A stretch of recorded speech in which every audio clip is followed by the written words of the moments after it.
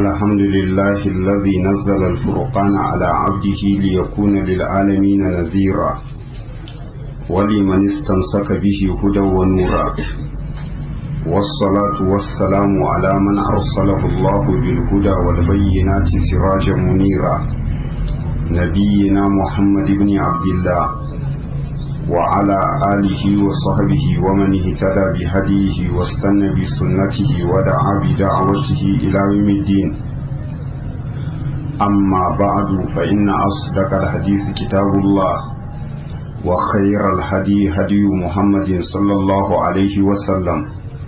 وشر الأمور مهدثاتها فإن كل مهدثة بدعة وكل بدعة ضلالة وكل ضلالة في النار amma ba'du godiya ta tabbata ga Allah tabaraka wa ta'ala da dukkan wani dangi na yabo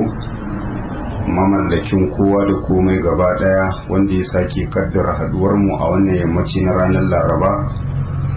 29 ga watan Rabiul Awwal shekara ta 1433 bayan hijirar manzon Allah sallallahu alaihi wasallam daga Makka zuwa Madina wanda ya dace ma 22 ga watan biyu shekara ta 2012 takaitaccen lokaci ne wanda muka saba gabatar da takaitaccen darasi na tafsirin alkur'ani har yau da taimakon Allah tabaraka wa ta'ala muna cikin sura ta 6 a bangaren lissafi suratul an'am kafin darasi na yau ba laifi idan da 'yan tambayoyi suna iya gabata na'am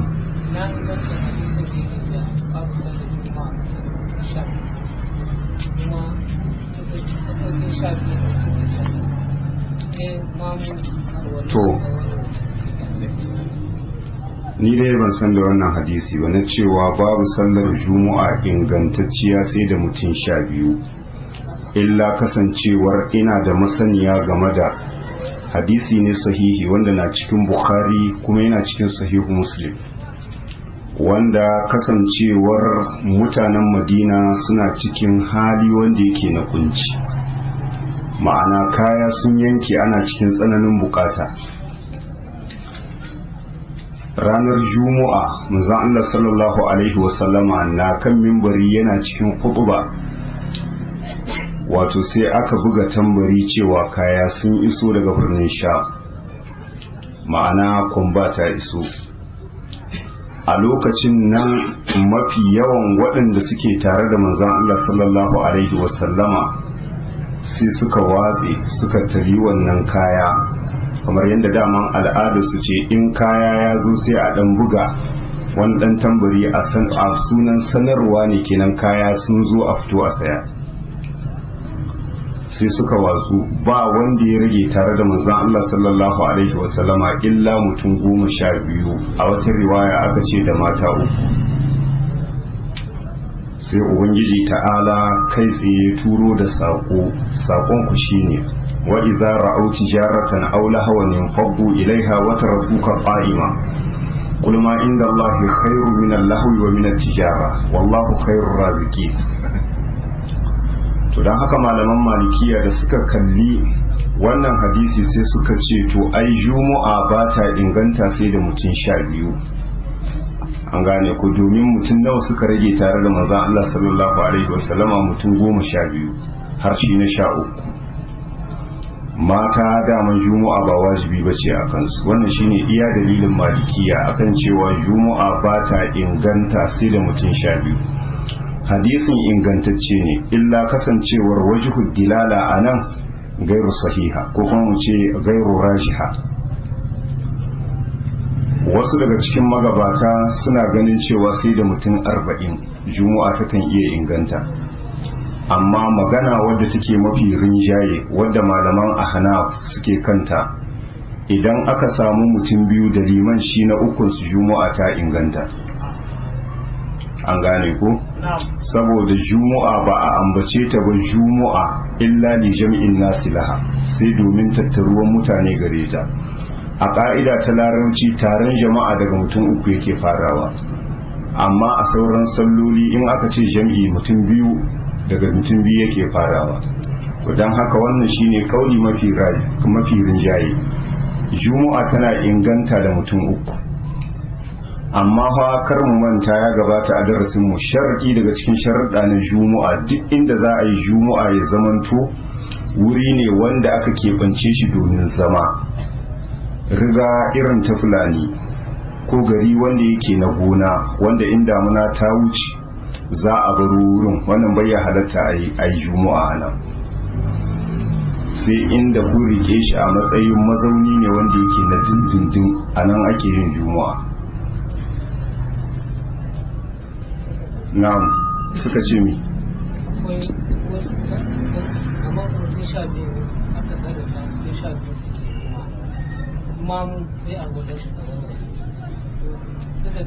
to kuma ai mun yi bayanin cewa mutum uku in suka yi juma'a a faɗa mafi inganci kasancewar juma'a ta inganta, su wanda suka tafi akan 12 wai in ɗaya warware juma'a ta ɓaci kenan ta zama mi ta zama azhar, to ai azhar ba a yin ta a raka'a biyu. na'am wai ma'anar ayar da ta gabata wali tasga ilaihi afidatul ladina la yu'minuna bil akhirah wali yardahu wali yaktarifu ma hum muktarifun. ubangiji ta'ala da yace wali tasga ilaihi afidatul ladina la yu'minuna bil akhirati, an gane ko kenan ayar farkon ta ubangiji ta'ala yake cewa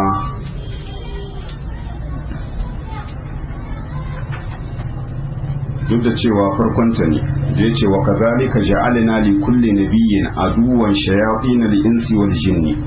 yuhi ba'dhum ila ba'dhin zukhrufal qawli ghurura walau sha'a rabbuka ma fa'aluhu fadharhum wa ma yaftarun ولتصغى إليه أفئدة الذين لا يؤمنون بالآخرة وليرضوه وليقترفوا ما هم مقترفون. wanda sunna ce ta ubangiji tabaraka wa ta'ala duk annabin da Allah ya turo hatta da cikamakon su shine manzon Allah sallallahu alaihi wasallam. Allah ya ce kowane annabi Allah ya ce mun sanya masa abokan gaba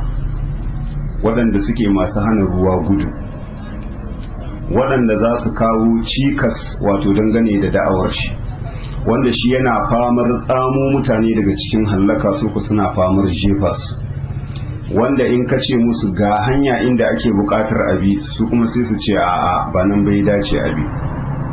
shine Allah ya ce kowane annabi mun sanya masa abokan gaba. wannan lallashi ne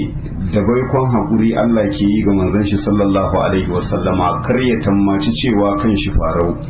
duk annabawan da suka gabace shi kowanne Allah ya sanya masa abokan gaba ɗan hana ruwa gudu. shine abokan gabar sai Allah ya bayyana mana su yace shayatin al-insi wal jinni, shaydanu na mutum da aljan,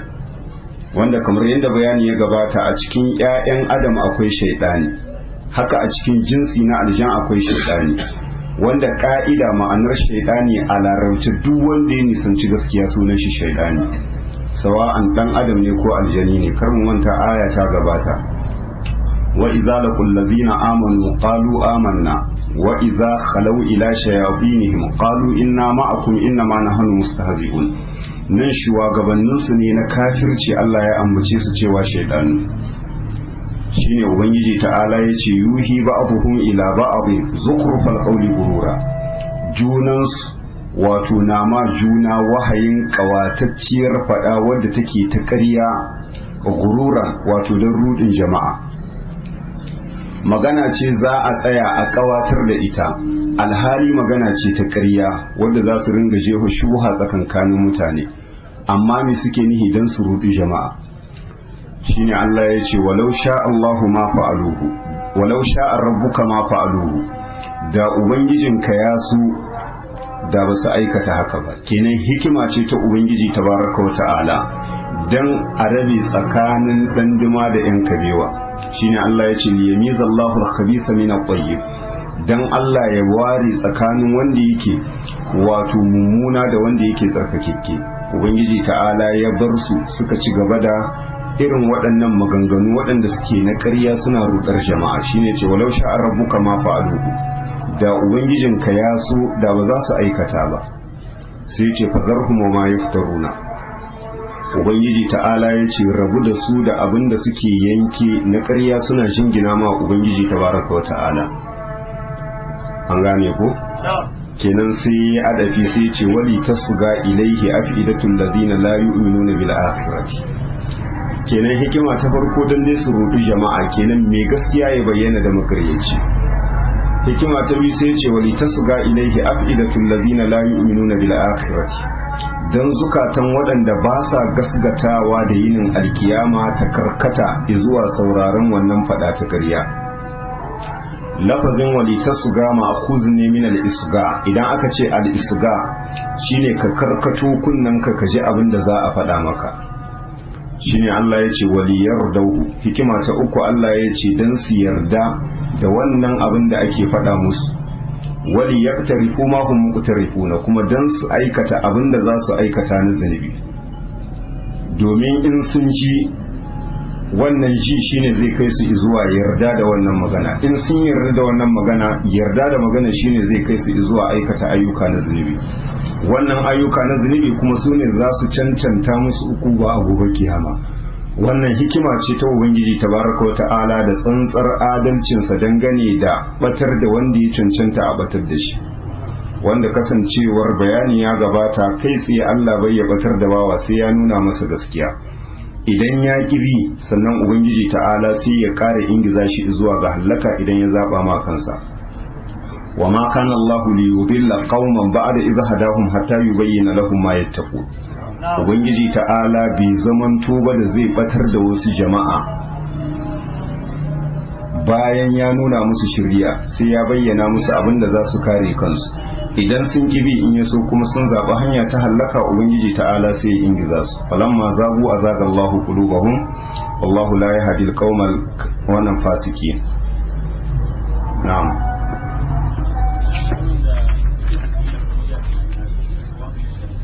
Kamar kaga kuma hankalin shi a wani waje, wai mutumin da ke tasbihi kuma hankalinsa a wani waje, ladan shi yana raguwa.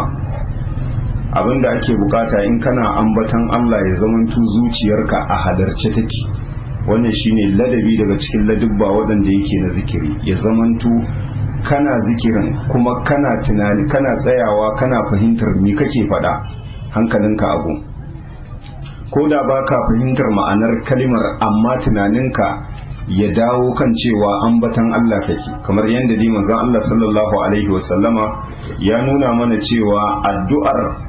wanda ke da zuciya shagaltatta wadda ba ta wato ba ta kula da abin da yake faɗa na addu'a, manzon Allah ya ce Allah bai karɓa masa addu'a shi. Zikiri ko addu'a ne, don haka ana buƙatar ya zamanto zuciyarka a halarci dangane da abin da kake faɗa. Na'am.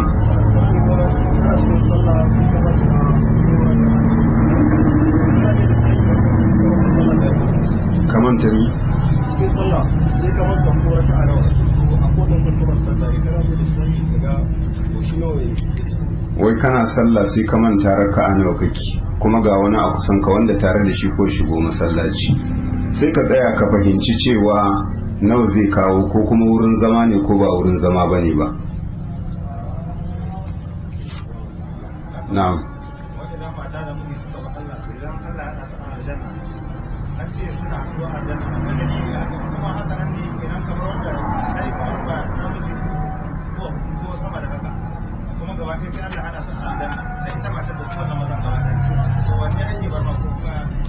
Wai dangane da cewa mace da miji a rayuwarsu ta duniya in sun samu Allah da zuciya kubutatta da ayyuka waɗanda suke na kwarai, idan Allah ya shigar da su aljanna, wannan za su kasance a matsayin ma'aurata kamar yadda matsayin ma'aurata ne a rayuwarsu ta duniya. To shine dan uwa yake cewa ina ga macen da ta auri miji da farko Allah ya masa rasuwa, ta sake auren wani Allah ya masa rasuwa, a takaice daga biyu abin da ya sama, gaba ɗayansu kuma sai suka haɗa gidan aljanna, kowa ubangiji ta'ala ya shigar da shi aljanna. Gama za ta kasance tsakaninsu, alhali ta yi miji kamar kusan 4 ko 5, kowanne kuma mumini ne. kuma gaba ɗayansu sun yi tarayya a aljanna. A nan akwai wani hadisi duk da cewa ban san ba menene ingancinsa, insha Allah ta'ala kuma ma bincika. Miji wanda yake na ƙarshe shine za ta kasance gare shi, wanda shine ƙarshen aurenta, wanda bata sake aure ba ta bar duniya a kan shi. Wata magana ta biyu malamai suka ce wanda ya fi nagarta shine Allah zai zaba mata daga cikin mazan gaba ɗaya wanda ta yi, ko da an haɗu a aljanna to wanda ya fi nagarta shine zai kasance tare da ita, domin duk wanda ya fi nagarta matsayin shi zai fi ɗaukaka a gidan aljanna. To kai ne na ƙarshe sai mu na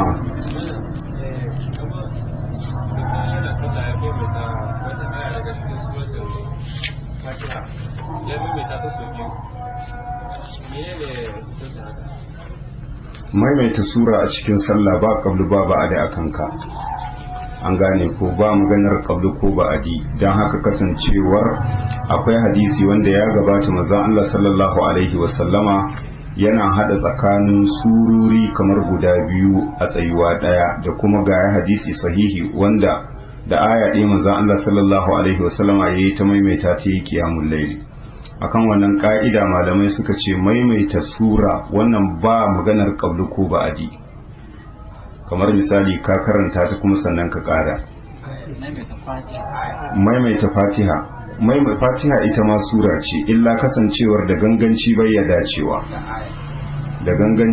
dacewa, kayi fatiha ka sake maimaita ta. Aya kuma in ka kare maka ce kana iya maimaita ta ko su nawa ne kafin ka tuno menene yake bayan ta kai gaba. Darasi da ya gabata da taimakon Allah tabaraka wa ta'ala mun tsaya karshen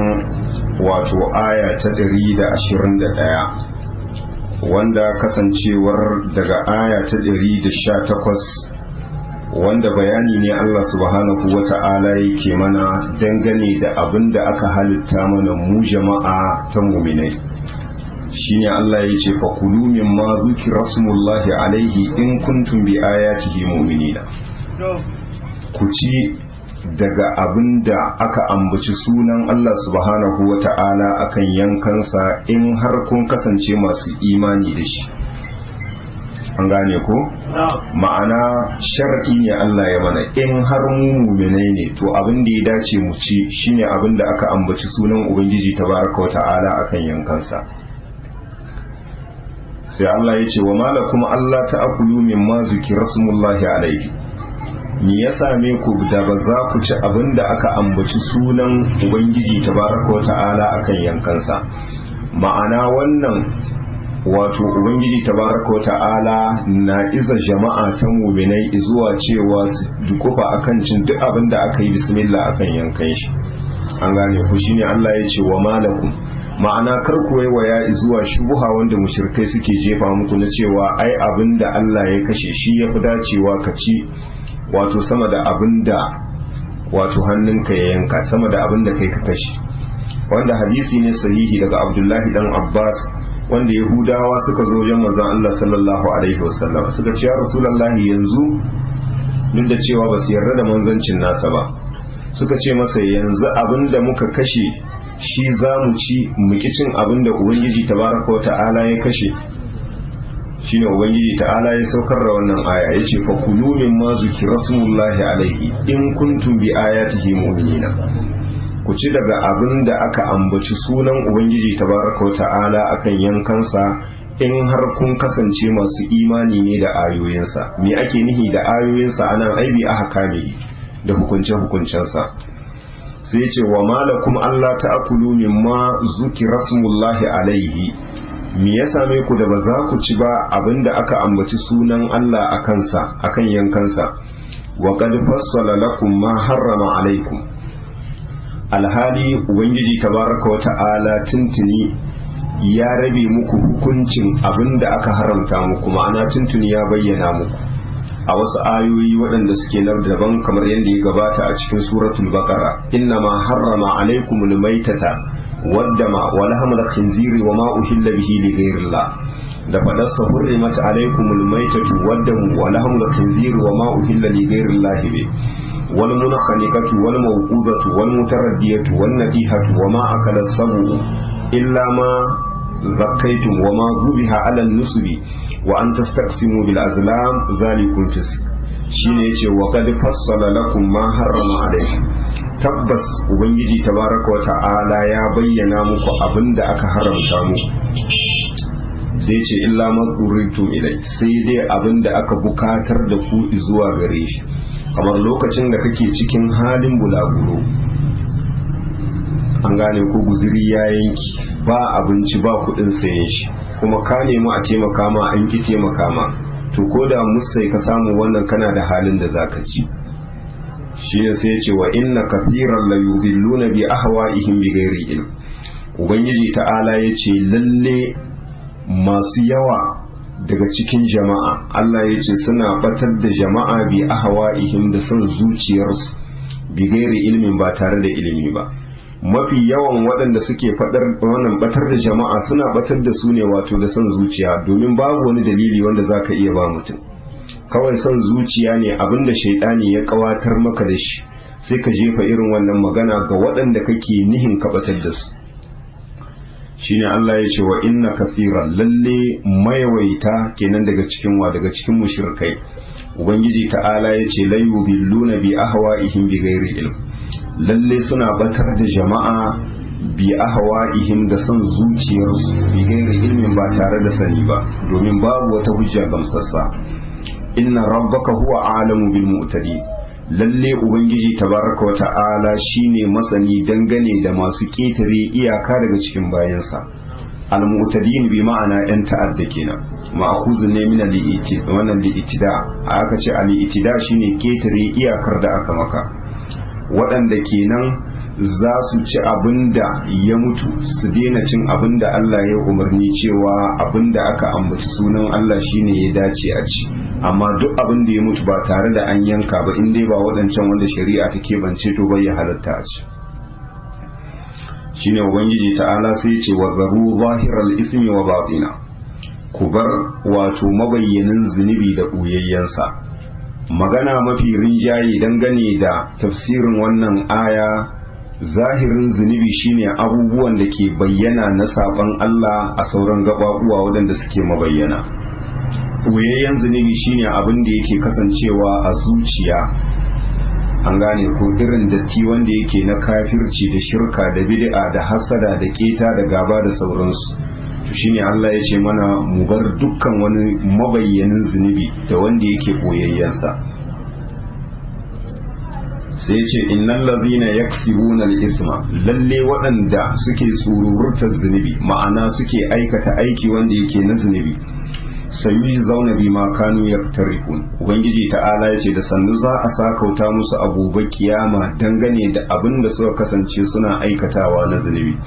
al-iktiraf kamar yadda bayani ya gabata idan ya zo mutlaq gairu muqayyad abinda ake nihi da shi aikata zunubi kamar yadda can ubangiji ta'ala ya ce wa man yaktarif hasanatan nazid lahu fiha husna kaga anan ya zo muqayyad ne amma nan da yace sayuji zauna bi ma kanu yaktarifuna kenan ay min al-ism abinda suke aikatawa na zunubi kamar yadda ya gabata wali yaktarifu ma hum muqtarifun sai ce wala ta'kulu mimma lam yuzkar ismullahi alaihi wa innahu lafisq ubangiji ta'ala ya ce kar ku sake ku ci abinda ba a ambaci sunan ubangiji tabaraka wa ta'ala akan yankansa wa innahu lalle duk abinda ba a ambaci sunan Allah a kansa lokacin da za a yanka Allah ya ce lafiskun wato rashin da'a ne an gane ko lafazin alfisik kar mu manta tuntun ya riga ya gabata ma'ana shine fita daga yin da'a ga ubangiji tabaraka wa ta'ala domin ma'khuzun ne min alfasak idan aka ce alfasak wato shine ashar kenan duk mutumin da ya fita daga da'a ta ubangiji tabaraka wa ta'ala wannan ya riga ya zama wato shine fasiki kenan dan haka in aka ce fa fasaka ai fa kharaja kamar yadda yake cewa iz qulna lil mala'ikati isjudu li adam fasajadu illa iblisa kana min al jinni fa fasaqa an amri rabbi shine yace kar ku ci daga abin da ba a ambaci sunan Allah akan yankansa wa innahu lafiskun lalle cin mushe ubangiji ta'ala yace rashin da'a ne wa inna shayatina la yuhuna ila awliyaihim li yujadilukum lalle shaydanu na mutum da aljan Allah ya ce suna sanya wasi zuwa masoyansu, ma'ana sai su jefa maka wasi ita ce magana wadda za ta rudar da kai, kamar yadda suke nuna musu cewa ai a hankalci kudi ba abinda Allah ya kashe ai shi ya fi dacewa sama da abinda kai ka kashe. Yanzu ka kada dabba ka sanya mata wuka ka ce wai kuma ita tafi dacewa akan abinda Allah subhanahu wata'ala da kanshi ya kashe. Shine suke cewa yankan Allah ya fi yankanka. To don haka wannan wato kalima ce wadda suke jefa ta domin rudin jama'a kamar yadda ya gabata. An gane ku yuhi ba'dhum ila ba'd zukhrufal qawli gurura. Dan haka yace wa inna shayatin lalle shaytanu ubangiji ta'ala yace la yuhuna ila awliyaihi suna jefa wasi zuwa masoyansu, wanda ya gabata shaidani ko na mutum ko na aljan shi yake jefa irin wannan shubha a cikin zukatan mutane. Nan za mu gane cewa shaidani shi ma yana da waliyai kamar yadda ubangiji ta'ala yake da waliyai nashi, illa kasancewar akwai bambanci tsakanin waliyan Allah da waliyan shaidani. Shaidani shi da waliyansa makomarsu ita ce wuta, ubangiji ta'ala waliyansa kuma makomarsu ita ce aljanna. Allahu waliyul ladina amanu yukhrijuhum minadh dhulumati ila an-nur والذين كفروا أولياؤهم الطاغوت كما يندي cewa الذين آمنوا يقاتلون في سبيل الله والذين كفروا يقاتلون في سبيل الطاغوت فقاتلوا أولياء الشيطان إن كيد الشيطان كان ضعيفا. لفظ الوحي أنا بمعنى الوسواس شين الله يقول وإن الشياطين ليوحون إلى أوليائهم ليجادلوكم lalle shaitanu suna jefa wasi ga masoyansu liyujadilukum dan su yi jayayya da ku su yi gardama da ku akan abin da Allah ya shar'anta muku. Sai Allah ya ce wa in ata'tumuhum in har kuka musu biyayya dangane da halatta abin da Allah ya haramta muku innakum la mushrikuna Allah ya ce lalle kuma kun zama mushrikai tamkar su. A nan za mu ɗau ƙa'ida duk mutumin da ya halitta maka haram ka yarda da cewa ta zama halak to wannan ka kafirta ka zama mushriki. Amma duk mutumin da ya zo maka da abu wanda yake na haram ka aikata amma ba dan ka yarda da halaccin wannan al'amari to wannan baka kafirta ba, sunan ka fasiki. Amma in ka yarda a zuciyarka duk mutumin da ya halitta maka haram to wannan ka kafirta da kai da shi gaba ɗaya. Domin halittawa da haramtawa abu ne wanda ke hannun Allah. Duk mutumin da ya yi da'awar halitta ma jama'a abinda Allah ya haramta wannan ya kafirta. Haka wanda ya masa biyayya ya yarda da halaccin abinda Allah ya haramta shi ma ya kafirta. Don haka Allah ya ce wa in ata'tumuhum in har kuka musu biyayya dangane da cin mushi, an gane ko a matsayin halak kenan kun yarda cewa halak ne abinda Allah ya kashe shi ya fi dacewa ku ci. Allah ya ce innakum la mushrikuna lalle kuma kun zamanto mushrikai tamkar su. A'udhu billahi minash shaitanir rajim. Qala Allah tabaaraka wa ta'ala aw man kana maytan aw man kana maytan fa ahyaynahu wa ja'alna lahu nuran yamshi bihi fin nasi kaman mathaluhu fi dhulumati laysa bi kharijin minha كذلك زين للكافرين ما كانوا يعملون وكذلك جعلنا في كل قرية أكابر مجرميها ليمكروا فيها وما يمكرون إلا بأنفسهم وما يشعرون وإذا جاءتهم آية قالوا لن نؤمن حتى نؤتى مثل ما أوتي رسل الله الله أعلم حيث يجعل رسالته سيصيب الذين أجرموا صغار عند الله وعذاب شديد بما كانوا يمكرون فمن يرد الله أن يهديه يشرح صدره للإسلام ومن يرد أن يضله يجعل صدره ضيقا حرجا كأنما يصعد في السماء كذلك يجعل الله الريس على الذين لا يؤمنون وهذا صراط ربك مستقيما قد فصلنا الآيات لقوم يذكرون. Ubangiji ta'ala ke cewa awa man kana maita, shin yanzu wanda ya zamanto matacce fa ahyaynahu muka rayar da shi waja'alna lahu nuran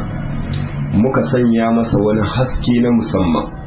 yamshi bihi fin nas na tafiya da wannan haske a cikin jama'a ma'ana yana ganin gabansa. ubangiji ta'ala ya ce kamar masaruhu fi zulumati laysa bi kharijin minha, yanzu misalinsa ya zamanto kamar misalin wanda ke cikin duhwai laysa bi kharijin minha, kuma alhali bai zamanto ba mai fita daga cikin wannan duhu. Mutumin da baya ganin gabansa yana cikin duhu, misali mutumin da yake cikin haske wanda matsayinsa dai rayayye ne kuma Allah ya sa masa wani haske na musamman yana ganin gabansa, shin ya zamanto daidai da wanda yake matacce wanda ke cikin duhu kuma baya ganin gabansa sun zama daidai? Bayan da za a yi su zama daidai. Wa Allah yake nihi da matacce a nan malamai suka ce shine kafiri. An gane ko? Kafiri sunansa matacce, saboda ita rayuwa ta hakika ita ce rayuwa ta zuciya. Rayuwar zuciya ba abin da yake rayar da ita illa wahayi, shine alkur'ani da sunna. don haka ubangiji ta'ala ya ambaci abin da yake saukarwa na wahayi birru, kamar yadda Allah ya ce ata amrullahi fala tasta'jilu subhanahu wa ta'ala amma yushrikun yunazzilu almala'ikata birruhi. ar-ruh anan abin da ake nihi shine wahayi, kamar yadda ubangiji ta'ala yake cewa wa kazalika auhayna ilayka ruhan min amrina ma kunta tadri mal kitabu wal iman walakin ja'alnahu nuran nahdi bihi man nasha'u min ibadina wa innaka latahdi ila siratin mustaqim. dan haka anan abinda ake nihi da matacce shine kafiri, kamar yadda can cikin suratu fatir ubangiji ta'ala ke cewa wa ma yastawi al ahya'u wal amwat, rayayyu da matattu Allah ya ce bayan da za a yi su daidaita, ma'ana muminai da kafirai bayan da za a yi su zamanto daya. shine Allah ya ce awa man kana maita, shin yanzu wanda ya zamanto matacci fa ahyaynahu muka rayar da shi. da me Allah ya rayar da shi? wato shine wato wahayin da ya saukar ma manzon shi sallallahu alaihi wasallam. waja'alna lahu nuran, Allah ya ce muka sanya masa haske. me ake nihi da haske anan shine alqur'ani, domin alqur'ani haske ne wanda yake maganin duhu. qad ja'akum minallahi nurun wa kitabun mubin, da fadarsa walakin ja'alnahu nuran nahdi bihi man nasha'u min ibadina, da fadarsa wattaba'un nuran allazi unzila ma'ahu ulaika humul muflihun, da fadarsa fa aminu billahi wa rasulihi wan nuril ladzi anzalna. shine sai ya ce waja'alna lahu nuran, muka sanya masa haske na musamman shine alqur'ani. yamshi bihi fin nas, yana tafiya a cikin mutane, domin alkur'ani shine zai koya maka zama da jama'a, ya nuna maka haƙƙin mahaliccinka a kanka, ya nuna maka kuma haƙƙin jama'a, wanda in ka kiyaye waɗannan haƙuƙuwa za ku zauna lafiya, rayuwa ta yi kyau. shine Allah ya ce yamshi bihi fin nas, na tafiya tsakankanin mutane da wannan haske. Allah ya ce shin yanzu misalinsa ya zamanto kamar misalin wanda yake matacce wanda ke cikin duhwai laisa bi kharijin minha, ubangiji ta'ala yace alhali kuma ba mai fita bane daga cikin shi. ma'ana waɗanda suka yi imani da manzon Allah sallallahu alaihi wasallama za su zama daidai da waɗanda suka kafirce masa? amsa dai bayan da za a yi su daidaita. sai Allah ya ce kazalika, Allah ya ce haka al'amarin yake, zuyyina lil kafirina ma kanu ya'malun. ubangiji ta'ala ya ce kafirai an kawata musu abinda suka kasance suna aikatawa na kafirci, ma'ana shaidani ya kawata musu, domin shaidani shine yake kawata ma bawa mummunan aiki sai ya ga cewa kyaukyawa ne. an gane ko, kamar yadda Allah ya ce afa man zuyyina lahu su'u amalihi fara'ahu hasana fa inna Allah yudhillu man yasha wa yahdi man yasha. da can fadarsa wa idh zayyana lahum ash-shaytanu a'malahum wa qala la ghaliba lakum al-yawma minan nasi wa inni jarun lakum. shine Allah yace kazalika zuyyina lil kafirina ma kanu ya'malun. Allah yace kamar yanda aka kawata ma waɗannan, haka duk wasu kafirai Allah yace ake kawata musu abinda suka kasance suna aikatawa, ƙarya sai su ga cewa ita ce gaskiya. wa kazalika, ubangiji ta'ala ya ce kamar yadda aka kawata ma kafirai abinda suka kasance suna aikatawa ja'alna fi kulli qaryatin akabira mujrimiha ubangiji ta'ala ya ce kowace alƙarya Allah ya ce mun maida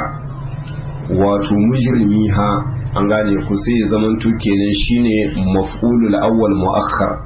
akabira sai ya zamanto kenan shine maf'ulus thani muqaddam wa kazalika Allah ya ce kamar yadda aka kawata ma kafirai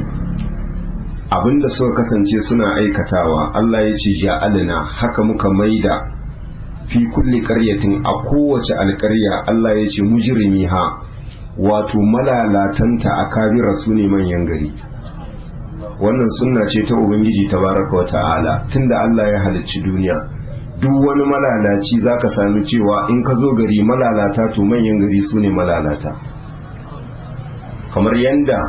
sunna ce ta Allah mutanen kwarai galibi an fi samun su a cikin talakawa da waɗanda suke miskinai kamar yanda kasancewar ne suka faɗa ga annabi Nuhu alaihi salam anu'minu laka wa qalu anu'minu laka wattaba'aka al-arzalun da can kuma wa ma naraka aka illa allazina hum araziluna badiyar ra'i kamar yadda hadisi ne sahihi ya gabata a darasinmu na Bukhari a cikin kitabu Badi'il Wahyi lokacin da Hirakal yake tambayar Abu Sufyan su wane ne mabiyan wannan wanda ya bulla a cikin ku wanda yace shi manzo ne shin mutane ne waɗanda suke manyan gari ko kuma talakawa ne da waɗanda suke miskinai yace galibin mabiyansa talakawa ne da miskinai menene hikima saboda shi duk mutum lokacin da yake ganin shi babba ne ya isa in ma yana da ƙarfi wanda yake na dukiya ko na mulki to ɓanna ta fi samun wuri a gunsa shine Allah ya ce hakanan duk wasu Allah ya ce maɓannata a kowace alƙarya Allah ya ce mun mai da cewa manyan gari su ne malalata micece hikima ta Allah sai ya ce liyan kurufiha ya ce don su ringa ƙulla makirci a cikinta don haka su suke hana ruwa gudu idan ka leka cewa suwa suka kawo ma da'awa ta manzan Allah sallallahu alaihi wasallama cikas a farko manyan gari ne waɗanda suke na makka waɗanda suke faɗa a ji su ne masu hana ruwa gudu waɗanda suke kulla makirci suna hana mutane su fahimci gaskiya wanda kai idan ka dawo a rayuwar mu ta yau duk wani zagon ƙasa da ake ma musulunci da wata makalkashiya wallahi galibi manya ne wanda daga an zo an fidda su gefe an musu wasu alƙawulla duk wani abin da zai kawo ci baya ga musulunci to wannan za su yarda kasancewar ta hanya wadda ba za ku gane ba za su ringa ko irin waɗannan abubuwa shine Allah ya ce liyan kurufi ha dan su kulla makirci a cikinta wanda in ka diba galibin kuma malalata ko a yau waɗanda suke manya ne manya su ne malalata a gari mafi yawa sai Allah ya ce wa ma yankuruna ba kowa ba suke ma makirci illa bi anfusihim Allah ya ce kansu suke ma me yasa domin ukubar wannan makirci za ta dawo kansu wa ma yashuruna ba tare da sun yi sani ba a gobe kiyama ma'ana duk abin da suke kullawa na makirci suna ganin cewa sun yi dubara sun sha Allah ya ce ba su yi sanin cewa ukubar wannan makirci za ta dawo a kansu a gobe kiyama to wannan alama ce Allah yake nuna mana wanda mafi yawan mutanen kwarai an fi samun su a cikin waɗanda suke raunana don haka manzon Allah sallallahu alaihi wasallama yake cewa ku nemo mun raunana in ku ba ku buƙatar zama da su manzon Allah ya ce ni ina buƙatar su sai ce wa idza ja'atuhum ayatu idan wata aya ta zo musu qalu sai su ce lan nu'mina ai ba za mu gaskata da wannan aya hatta nu'ta mithla ma utiya rusulullah sai an ba mu kwatancin abinda aka ba manzannin Allah waɗanda suka gabace shi an gane ko ba za su yi imani ba wai su ma sai an ba su annabta ko kuma a'a ba za su yi imani ba irin ayoyin da Allah ya ba waɗancan manzanni da suka gabata su ma sai an zo musu da ita duk da cewa ruwayu ga su ba su inganta ba na cewa wai in har da gaske ba annabi ne to ainihi ya fi dacewa in zamanto ba annabi kamar yadda suke faɗa su wato manya-manyan kafirai waɗanda suke na makka ca suke in dukiya ce mun fika saboda kai talaka ne maraya ne kuma kasancewar in shekaru ne ma mun dara ka kai yaro ne, kamar yadda Allah yake hakaito mana a can cikin suratul zukhruf, wa qalu laula nuzila hadha alqur'anu ala rajulin min alqaryatayn azim ahum yaqsimuna rahmat rabbik nahnu qasamna bainahum ma'ishatahum fil hayatid dunya al-aya. Suka ce wai me ya hana a saukar da wannan alqur'ani ga wani mutum wanda yake mai girma daga cikin alƙaryun nan guda biyu, in ma Makka ko Ta'if. Me ya hana a nemi wani wanda yake babba mai dukiya mai karfin mulki a saukar masa da wannan alkur'ani, sai dai talaka wanda yake maraya, yaro wanda yake karami? Allah ya maida musu martani ya ce ahum yaksimuna rahmatar rabbik, shin yanzu su suke kasa rahamar ubangijinka annabta su ba wanda suka ga dama su hana wanda suka ga dama? Allah ya ce kar su manta na hannu qasamna bainahum ma'ishatahum fil hayatid dunya. Ubangiji ta'ala ya ce rayuwarsu a wannan duniya Allah ya ce mu ne muka kasa musu, kowa muka bashi matsayin da ya dace da shi. An gane ku? Shine can Allah ya ce bal yuridu kullum ri'in minhum an yu'ta suhufan munashshara. Shine anan Allah ya ce idan wata aya ta zo musu daga cikin ayoyin da Allah yake turo ma manzansa, qalu sai su ce lan nu'mina, ba za mu gasgata da wannan aya hatta nu'uta misla ma utiya rasulullah, sai an ba mu kwatancin abin da aka ba manzannin Allah waɗanda suka gabace shi. Ubangiji ta'ala ya maida musu martani ya ce Allahu a'lamu haisu yaj'alu risalata, kenan anan annabta suke nihi a basu. Ubangiji ta'ala ya ce Allahu a'lam, Allah shine mafi sani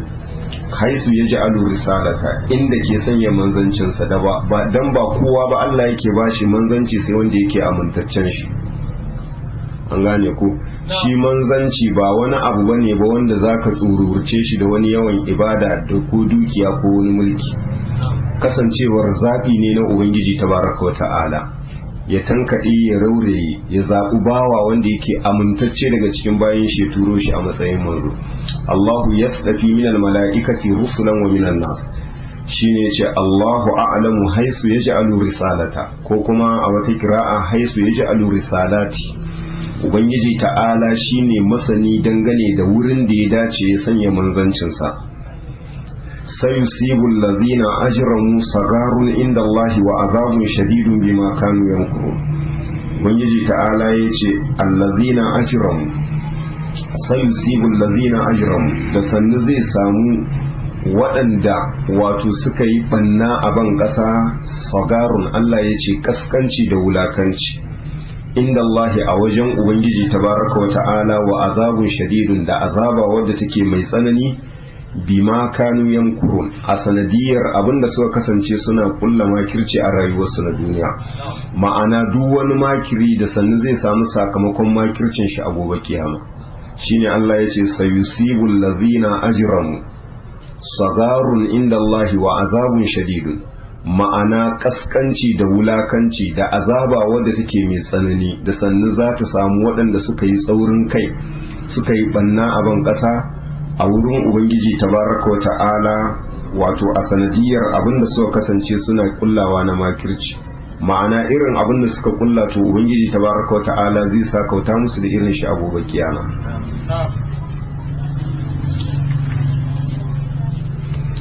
faman yuridillahu an yahdiyahu yashrah sadrahu lil islam. Ubangiji ta'ala yace duk wanda Allah ke nihin shiryar da shi yashrah sadrahu lil islam,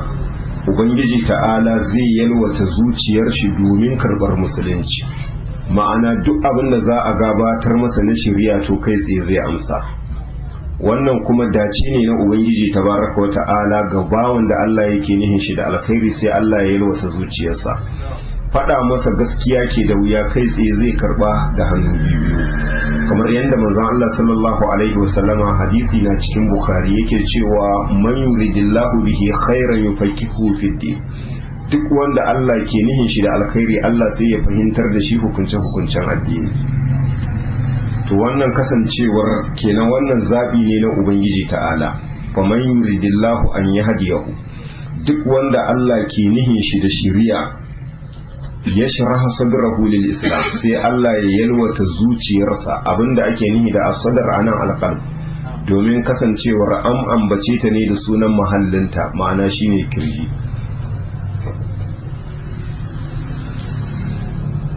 faman yuridillahu an yahdiyahu, duk wanda Allah ke nihin shiryar da shi, yashrah sadrahu lil islam, sai Allah ya yalwata zuciyarsa domin karbar musulunci. wa man yurid an yudillahu, wanda ko Allah ke nihin batar da shi, yaj'al sadrahu bayyikan haraja, ubangiji ta'ala sai ya maida zuciyar shi ta zaman tukuntatatta mai takura. lafazin abbayyik da alharaj duka ma'anarsu ɗaya a larabci, kana iya cewa alharaj ko kuma ka ce alharaj, dangane da ra'un in kana da fuska biyu, in ma kai mata wasali sama ko kai mata wasali ƙasa, an gane ko mutaradifan ne a wajen ma'ana. don haka amma illa kasancewar lafazin alharaj ya fi tsanani akan lafazin abbayyik, don haka suke cewa kullu harijin kullu harajin dayiqan walaysa kullu harajin walaysa kullu dayiqin haraja. duk abu wanda yake haraj to wannan dayiq ne, amma ba kowane dayiq zai iya zamantowa haraj. shine yace yaj'al sadrahu dayiqa, ubangiji ta'ala sai ya maida zuciyar shi ta zamanto kuntatatta, haraja wato mai takura dangane da duk abin da ake gabatar mata na gaskiya. Allah ya ce ka annama ya sa'adu fi sama, ka ce tamkar yana hawan sama ne, ma'ana tamkar ya kallafa ma kansa abin da zai yi ba. yanzu misali a ce sai ka hau sama, kaga abu ne wanda yake mai wahala, wanda ba zai iya yiwuwa, ka yi ta fama za ka wahala amma ba za ka iya ba. to wannan wanda Allah ya yi nihin shi da bata, duk abin da za a gabatar masa na gaskiya to ba zai ji ba kuma ba zai karba ba, zai ga cewa an matsa masa, an dame sa, zuciyarsa sai ta ringa takura tana kuntata. shine Allah ya ce ka annama yas'adu fis sama, ka ce tamkar wato yana hauhawa ne zuwa sama. wanda kasancewar wasu malaman bincike suka ce saboda kasancewar ita sama kana ƙara sama iska tana tsayawa, shi ko dan adam bai rayuwa dole sai da iskar da yake shaka, kenan duk lokacin da iska ta tsaya kenan numfashi zai ringa takura, ya zamanto har ya kai ya tsaya kak. shine anan Allah ya sanya misalin wanda Allah yake nihin batar da shi, duk abin da za a gabatar masa na gaskiya ba zai karba ba. me yasa? saboda zuciyarsa a kuntace take. misalinsa shine Allah ya ce ka annama yas'adu fi sama, tamkar yana hawan sama ne. hawan sama ko abu ne wanda ba zai yiwu ba, akwai wahala a cikinsa. wannan na nuna mana cewa shiriya ta hakika shiriya ce ta ubangiji tabaraka wata'ala, wanda ake kiranta hidayatut tawfiq, ma'ana shiriya ta ma bawa dace dangane da karbar musulunci, wanda ubangiji tabaraka wata'ala shi kadai yake da mallakarta. amma hidayatu dalalatin wa irshad,